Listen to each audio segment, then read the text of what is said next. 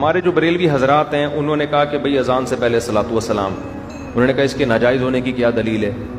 تو میں لوگوں سے سوال پوچھتا ہوں کہ اذان ختم ہوتی ہے لا الہ الا اللہ پہ، اگر آپ محمد رسول اللہ بھی ساتھ میں لگاتے ہیں تو کیا جا رہا ہے؟ اس کے ناجائز ہونے کی کوئی دلیل ہے؟ کوئی حدیث میں ممانعت نہیں ہے۔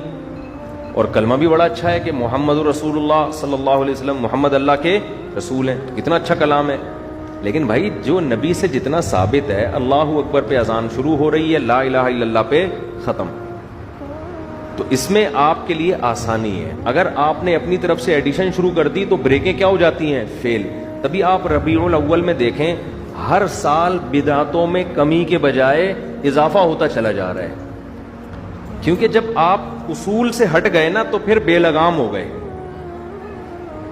بعض جگہوں پہ تو عید کی نماز شروع ہو گئی، بعض جگہوں پہ کیک کاٹا جا رہا ہے، تو اب خود بریلوی جو سنجیدہ علماء ہیں وہ بھی پریشان ہے کہ یہ جا کدھر کو رہے ہیں، یہ تو ہمارا اینڈ کیا ہوگا؟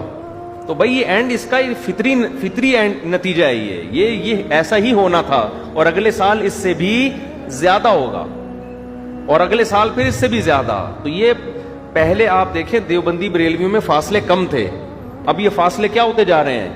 تو پہلے تو یہ دیوبندی بریلوی ہندوستان میں ایک تھے، سب فقہ حنفی کو فالو کرتے تھے، ان کے اکابر ہمارے اکابر، ہمارے اکابر ان کے اکابر۔ تو اب کیا ہوا ہے کہ پھر جب جناب احمد رضا خان بریلوی صاحب نے کچھ چیزیں کہا کہ یہ ہونی چاہیے، تو جو ان کے فالوورز تھے انہوں نے وہ کرنا شروع کر دی، ہوتے ہوتے پھر وہ اگلے اسٹیپ میں زیادہ ہو گئی۔ آپ آج سے 50 سال پہلے کے بریلوی حضرات کو دیکھیں اور آج کے دیکھیں، بہت فرق نظر آئے گا آپ کو۔ وہ کچھ نہیں تھا جو اب ہو رہا ہے، اور یہ فاصلہ بڑھتے بڑھتے اب پتہ نہیں کہاں جائے، کس انتہا کو جا کے رکے گا۔